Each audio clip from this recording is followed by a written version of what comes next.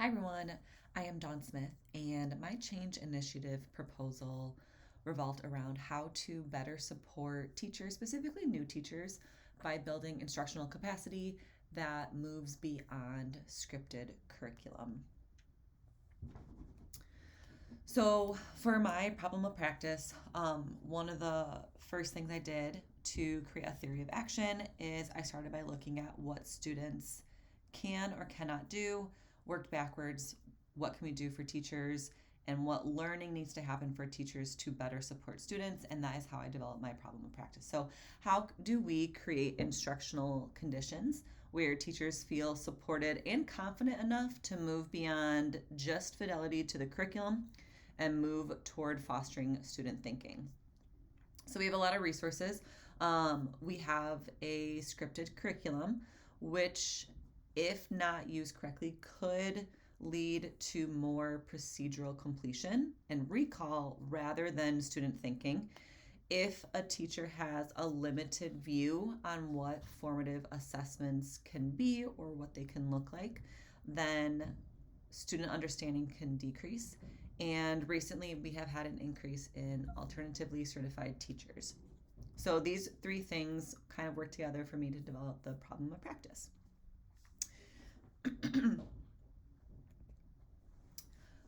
So, looking at the school I'm at this year, we have about 25% of our teachers followed the alternative certification route, and 14% are actually new this year and alternatively certified. This is the highest percentage we have seen yet, and I do suspect that that percentage of teachers who follow that alt cert route will continue to rise based on interviews that we are already having for next year. And my concern with this is based on the work that I am doing this year with my teachers, and specifically with alt cert teachers.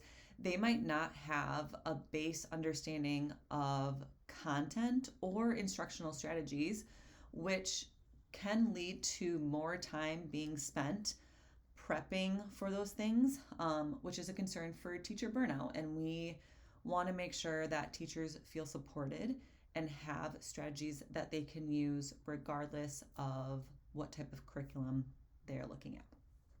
So, in addition to our alt cert teachers, another piece of evidence is this right here. So, this is from the PSAT and SAT data from the 24-25 school year.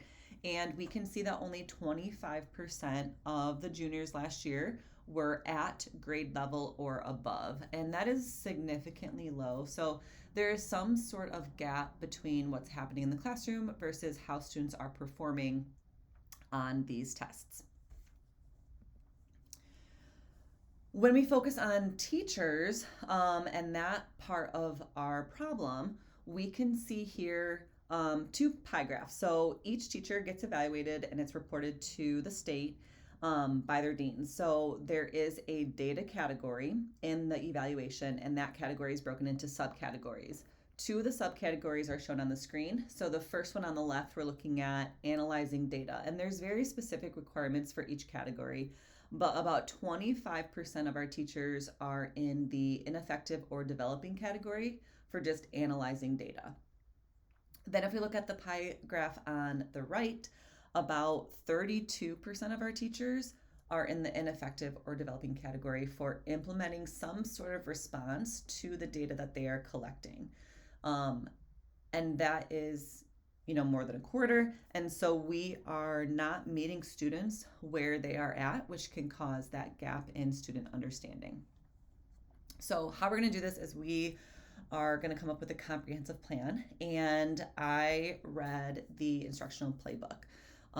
And so this book focuses on how to help teachers with research-based instructional strategies that is not just a list, because we don't want to just give a list. It'll become another thing that teachers kind of push off to the side. But what can they do?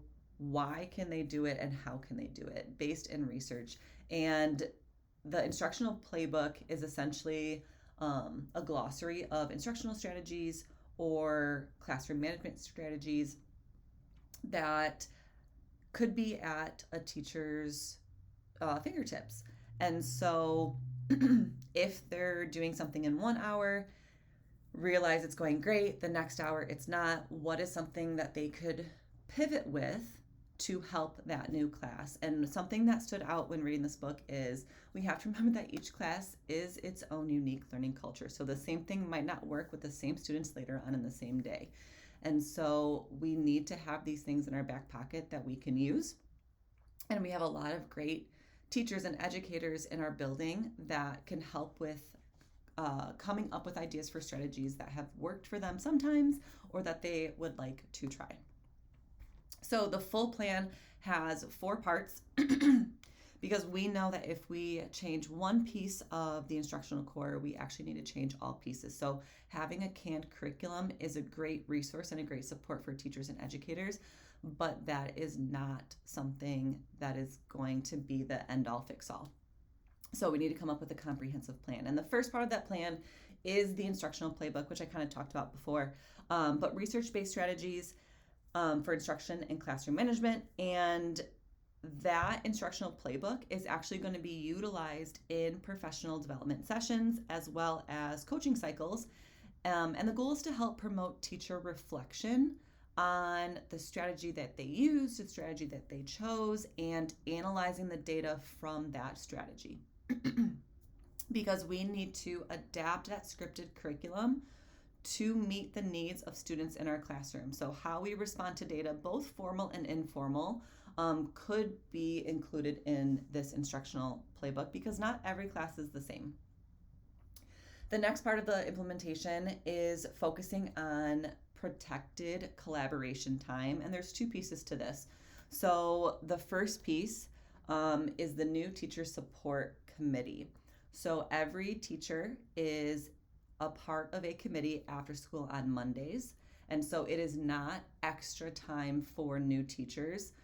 They would just be in this specific committee, and this committee would meet every other Monday, and it would be time where these teachers can collaborate with other teachers of the same content area or of the same grade level. It's really important that teachers feel supported, and if they're trying something in a predominantly 9th grade class, what are other classroom management strategies that work for 9th graders that they might not have thought of? And so during this time for the new teacher support committee, we can have experts come in and share what they have tried, what they have learned. We have a multilingual support staff, and so they would come and visit 2 Mondays in the year minimum to offer strategies that support our ML students, which in turn support all of our students. The second piece of this protected collaboration time is professional development sessions, and at least or a minimum of 6 PDs a year would be dedicated to using the instructional playbook and responding to data. And so how do we analyze data? What are we looking for? What strategy are we going to use? And then reflecting on what happened after that strategy and what the data showed after that implementation. Having this protected collaboration time can also help foster school community between educators. The last piece is our bi-weekly coaching cycle. So we have some instructional coaches in our building, and this will be individualized for the teacher and what they need. Again, we will be using that instructional playbook and asking coaching questions that will promote reflection. A couple challenges that come up is, of course, coaching capacity. We have a limited number of instructional coaches and deans, as well as limited time. So having that coaching capacity is something to think about. We cannot be in every single classroom every day. And so that is a potential challenge. Another one is having teacher buy-in and also admin buy-in. We want to make sure that the entire administration team and instructional coaches believe in what we're doing. Otherwise, teachers will not buy in. And coaching someone on beliefs and buy-in is really difficult. And we need to have that buy-in so that we can ensure that data analysis isn't only happening during PDs. We want to ask questions that promote reflection so that they can start doing the data collection, the data analysis, implementing a strategy on their own to increase that buy-in. And then, of course, sustainability over time. So what is this going to look like in a couple months? What is it going to look like in a year? And one thing about the instructional playbook is it's an ongoing process. It's constantly changing. It is not a set list of strategies that will be set in stone, but it's something that we can change and edit and adapt. So overall, we have a scripted curriculum and we have a growing number of alternatively certified teachers, which means there is a need for a stronger support system that is comprehensive, that can help move beyond just fidelity to the curriculum and move away from procedural understanding and toward actual student learning that fosters a deeper thought process. And so having that comprehensive system of dedicated collaboration time, that resource of the instructional playbook, and ongoing coaching cycles can help teachers gain and learn skills and confidence so that they can make data-informed decisions, so that students can experience more engaging classrooms and learning environments, and hopefully resulting in the potential to improve student achievement, to reduce teacher burnout, and foster a strong school community.